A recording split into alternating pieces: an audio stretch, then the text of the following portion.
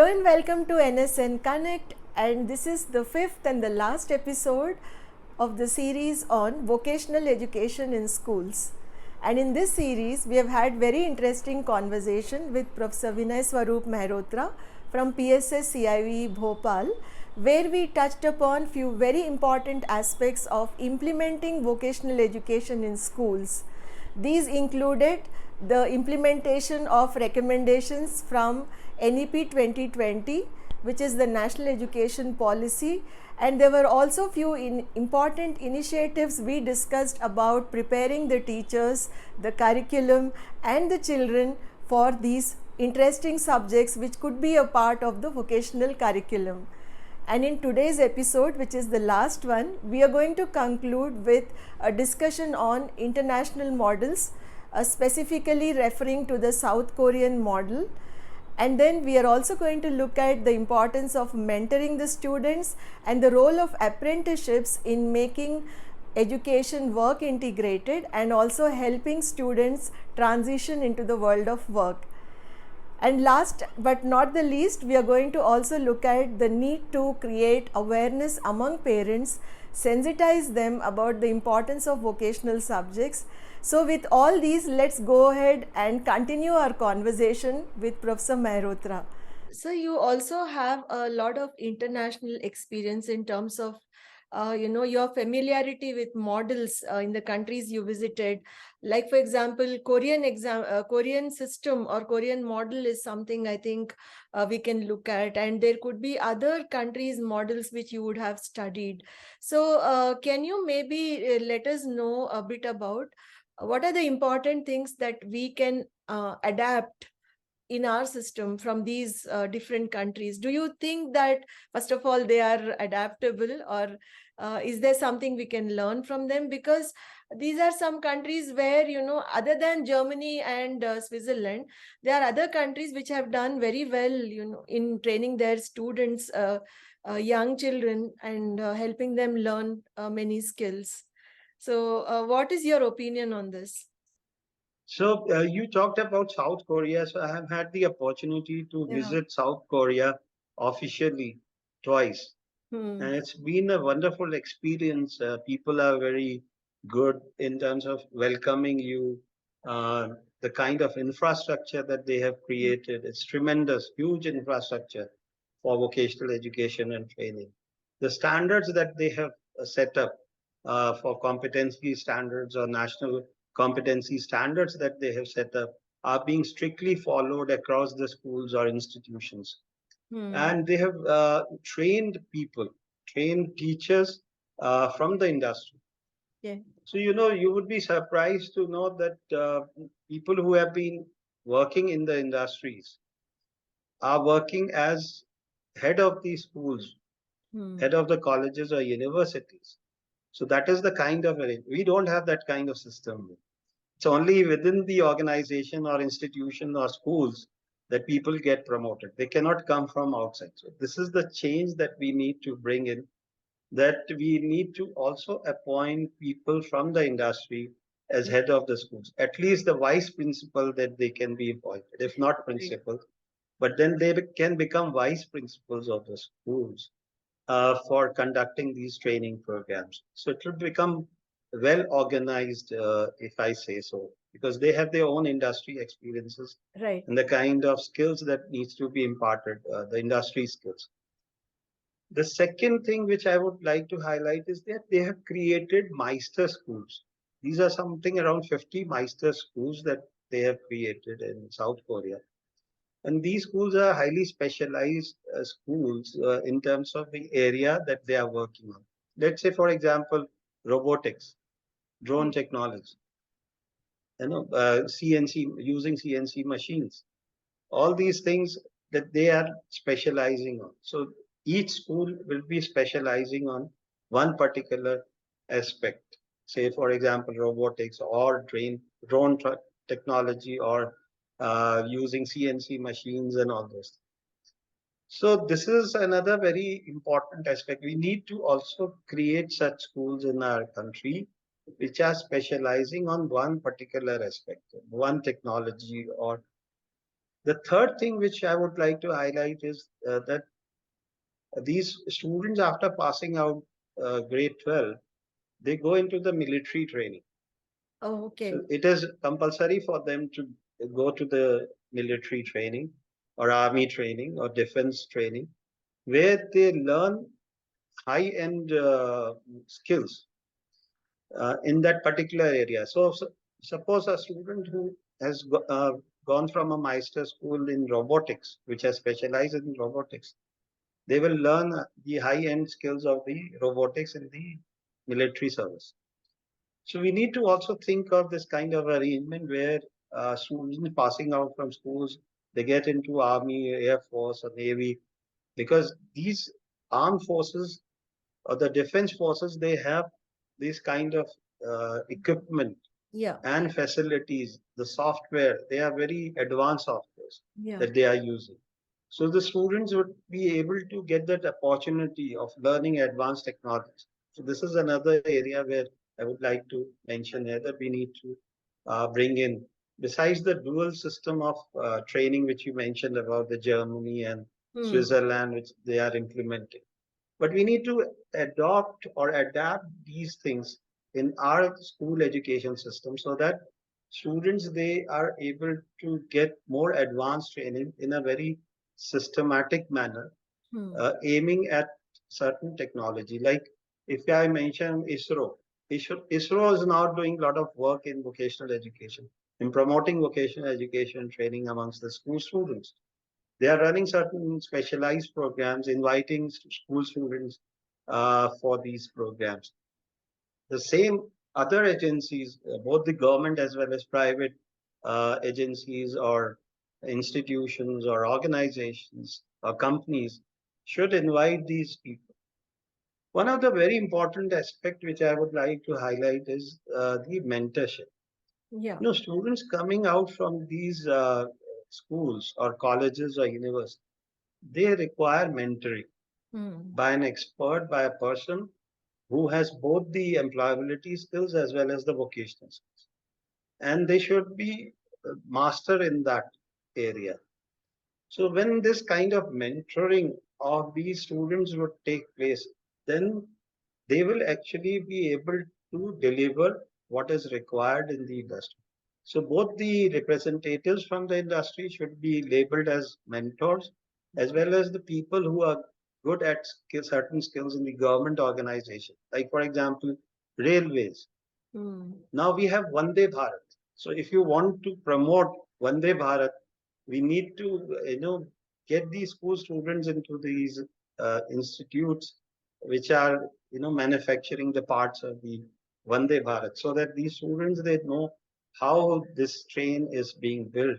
Sir, that was a good example from South Korea, and also, like you were giving us some examples about how children can be initiated into, like, say, understanding how a train is, I mean, how a bogie of a train is built, or how the manufacturing happens of various units of any particular thing that we use or see every day. So I think this is actually, getting to not only see but also maybe try something hands on. So here I feel there is this apprenticeship which we talk about so much, but it is not yet implemented to the fullest, and we are finding it quite difficult. And also I think there have been many schemes and programs. So the concept of apprenticeship, and there are others like the government schemes around apprenticeships, all these things, where do you think we can really start using them from the school level? You see any scope for integrating this in the school curriculum? Yes, very much. See, earlier I would say apprenticeship training was only for students or the Mm. vocational pass outs Mm. who have reached the age of 18 plus. Yeah. Now, with the amendment in 2014 in Apprentices Act 1961, this has been reduced to 14 plus. Mm. Now, even students who have cleared the grade 8 exam can go for apprenticeship training if they have done this vocational course as an optional trade. So there's an Another category which has been added to the apprentices category, this is optional trade apprentice. Right. Right. Now, students who have done this vocational course can now go for apprenticeship training in the non-hazardous category of this occupation. Hmm. So that is one thing that everyone should know, that now provision has been made for vocational pass outs who have cleared grade 8 or they are plus 14 of age, they can go for apprenticeship training. So this is one change, major change, which has happened. Now the government realizing that not much is being done in the apprenticeship training ecosystem, we need to introduce some promotion scheme. So National Apprenticeship Promotion Scheme, NAPS in short, was introduced, and this has really made a change. But then lot needs to be done in terms of Right. attracting students, making them aware about the importance of apprenticeship training, and also helping them in terms of getting placement in the industry. So industry will have to play a major role. Not just the industry, but the industry associations, both at the national as well as the state level. They have to play a major role in promoting apprenticeship training amongst these vocational pass outs. So a lot is to be done. If we look at the other countries, for example, in Germany, so I've had the opportunity to visit the factory of BMW Hmm. in Munich, where we could see that students who have uh, cleared certain apprenticeship exam and are of plus 15 years, they get an opportunity to become apprentice in the factory. And they are learning, they're not just learning about the various skills, the automation and all those things, but also they have developed their in-company kind of association where they are producing some parts using CNC machines and they are selling them. So the marketing skills are also being promoted amongst those apprentices, not just that they are preparing for the jobs, but they are also preparing them as entrepreneurs or Yeah. for self-employment so that the sale of the parts of the company can also increase. So Hmm. this is how the companies have to come forward. They need to place these apprentices in their industry and also help them to become entrepreneurs, not just looking for employment because there are not many, uh, you know, placements possible for all the apprentices in the system. Yes. But they need to also, so two-pronged strategy has to take place. Yeah. Yeah. So I mean, one more issue here, which is connected with all that we discussed so far, is how do we prepare the parents to, appreciate the changes that are coming in? And then because, parents in India especially play such an important role in the education of their children. Is there something being taken up from PSSCIVE, Bhopal for sensitizing the parents or creating awareness among them? That's a very important question, and that's very important dimension also of Uh, vocational education training, particularly when we talk of stigma attached to the yeah, vocational education. yeah. See, when we were implementing this innovative model of vocational education in schools, so Hmm. here I would like to inform you that we have 10 innovative model schools of vocational education, which is being funded by the Ministry of Education. And these are in NCERT's innovative model schools. It includes four schools of NCERT, which are known as the demonstration multi-purpose schools, and Hmm. the six schools of states. Yeah. Now, when we were introducing courses in the schools, particularly the DMS Bhopal, we invited parents Okay. for discussion, and we had also prepared a questionnaire for them. So we had asked them that what do they think about the various vocational courses that are being implemented across the nation? One. The second was that where they would like to see their child in terms of the future careers. The third was that which vocational course they would allow for their child to opt for. If we offer so we gave a list of the vocational subjects or the sectors in which students can opt for. So we didn't just started with that okay, we'll set up a retail lab, or we'll set up a beauty and wellness lab, or we'll set up a IT lab. So we took the opinion of the parents in terms of because they are the people who are actually driving their children in terms of the occupations. Yeah. So as we are all aware that parents, when you talk to parents, most of them say, I would like my son or daughter to become doctor. That's the first preference. The second is IITian or the engineer. So that mindset has to change. Yeah. So we gave them that kind of list. So they opted for, like, say, IT. Mostly they said IT, then retail, then beauty and wellness. So some of those courses that we could identify through that list with the help of the parents. Now, this is very important. Yeah. That how to change the mindset of these parents. That is one. Then give them exposure, generate awareness about the importance of other occupations. It's not just like engineer or doctors that we need. We need all the people who are there. And if we take the COVID period, we have all witnessed that. And we have all suffered also a lot from that COVID pandemic. But what are the learnings that we have had through this COVID? One is the supply chain was not broken because of the people, skilled people who were there into that system. Agriculture workers who were continuously supplying the food for people who are sitting at home or hospitals and all this. So this was there. Health workers who are working day and night for the welfare of the people. So these were the people who actually took care of the patients, the IT professionals. They were helping us to come out with software like this. All these platforms have emerged because of this COVID pandemic. Yeah. And we are now doing online seminars or conferences and talks, and all those things are happening because of that. So we need to realize that every occupation is important. Every occupation.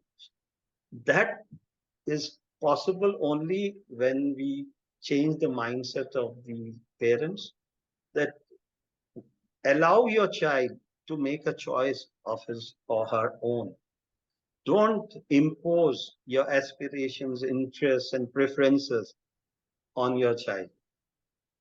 Let him excel in the field in which he or she wants to get it. So this is the message that we need to give. Right.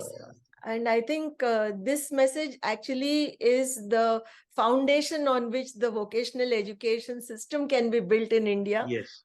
Because it's all to do with family, parents, from there, many things are connected with the larger system. So on that note, sir, I wish to thank you for giving us your time today. Thank you very much for this opportunity. It's been wonderful experience interacting with you. And I'm sure these kinds of talks, we can really help the vocational education and training for improving upon the skill development system. Thank you. Yeah, thank you, sir. We hope these sessions will help people learn more. And also, as from NSN, we have been creating awareness. We will continue to do so. Thank you. Right. Thank you. Namaskar. Thank you so much for being with us for all these 5 episodes. We hope that you found it useful to watch the conversation. Do let us know if you have queries, if you are a stakeholder and playing an important role in implementing vocational education in the school level, or somehow you are connected with the skilling and work integrated education system in India. It would be nice to hear from you. You can write to us or write to Professor Mehrotra, and keep in touch with us, and we would be really happy to learn more from you. And if you found this video and the series useful, do subscribe to our YouTube channel and hit the bell icon so that you don't miss any update from us. Thank you. Goodbye.